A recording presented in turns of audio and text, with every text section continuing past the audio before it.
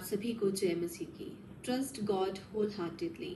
परमेश्वर पर पूरे हृदय के साथ विश्वास करें। नीति वचन के 3rd चैप्टर के 5th और 6th वर्स को जब हम पढ़ते हैं तो वहां पर लिखा है, तो अपनी समझ का सहारा ना लेना, वरन संपूर्ण मन से यहोवा पर भरोसा रखना, उसी को स्मरण करके सब काम करना, तब वे तेरे लिए सीधा मार्ग निकालेंगे। प्रियो, सोचिए कि आप एक लंबी यात्रा पर निकल रहे हैं। इस यात्रा में आपको हर प्रकार की स्थिति का सामना करना होगा। घने जंगल होंगे, ऊंची पहाड़ियां होंगी और गहरी घाटियां भी होंगी। ऐसे में क्या आप अपने आप पर भरोसा करेंगे या उस मार्गदर्शक पर जो इन रास्तों को पहले से जानता है? हमारे जीवन की यात्रा भी कुछ ऐसी ही है। कठिन समय में जब हमारी समझ जवाब दे जाती है, तब परमेश्वर हमारे मार्गदर्शक बनते हैं, और जब हम पूरे दिल से उन पर भरोसा करते हैं तो वो हमें ऐसी राह पर ले जाते हैं जहां हमें सच में होना चाहिए। अब्राहम की कहानी को याद कीजिए। उत्पत्ति के 12th चैप्टर के 1st वर्स में परमेश्वर ने उनसे कहा, अपने देश, अपने परिवार और अपने पिता के घर से निकल जा और उस देश में जा जो मैं तुझे दिखाऊंगा।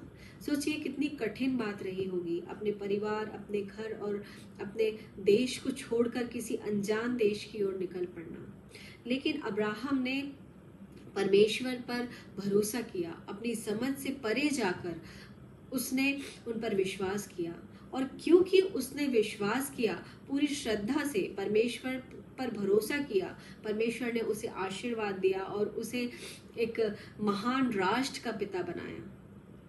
इसलिए जो परमेश्वर पर भरोसा करते हैं तो वे उन्हें ऊंचाइयों पर ले जाते हैं जो हमने कभी नहीं सोची होती है। प्रियो, अब हम मूसा की कहानी पर चलते हैं। जब इजरायली लोग मिस्र से भाग रहे थे, उनके सामने लाल समुद्र था और उनके पीछे फिरौन की सेना।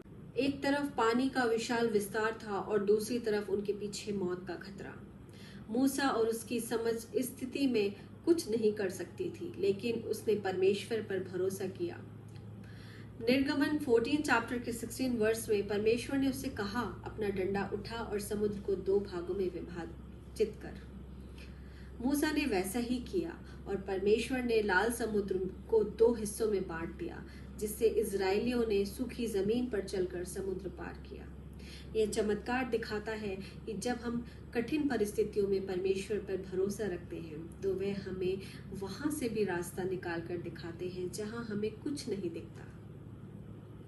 अब हम एक और उदाहरण को देखते हैं जो दाऊद और गोलियत की कहानी से है। दाऊद एक युवा लड़का था और गोलियत एक विशाल योद्धा।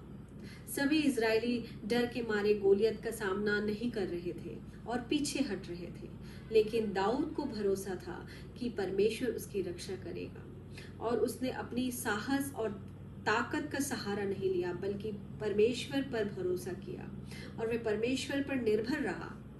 और उसने, जैसा पहला शमूएल के 17 के 45 वर्ड्स में लिखा है कि उसने कहा कि तू तलवार और भाले के साथ मुझ पर आता है, परंतु मैं सेनाओं के यहोवा के नाम से तुझ पर आता हूँ। और परमेश्वर की शक्ति पर भरोसा करके दाऊद ने एक पत्थर से उस विशाल योद्धा को हराया। प्रियो, याद रखें कि जब हम परमेश्वर पर भरोसा करते हैं तो हमारी सबसे बड़ी चुनौतियां भी हमारे सामने छोटी सी हो जाती हैं। Now bringing it all together, इन कहानियों में एक बात साफ है, चाहे अब्राहम का अनजान देश हो, मूसा के सामने लाल समुद्र या फिर दाऊद के सामने गोलियत, इन सभी ने अपने बल के बजाय परमेश्वर पर भरोसा किया। हमारे जीवन में भी कई बार ऐसे समय आते हैं जब हमें समझ नहीं आता कि हमें आगे क्या करना है। शायद आप किसी समस्या में फंसे हैं या जीवन के किसी मोड़ पर खड़े हैं जहां सब कुछ आपको धुंधला लग रहा है।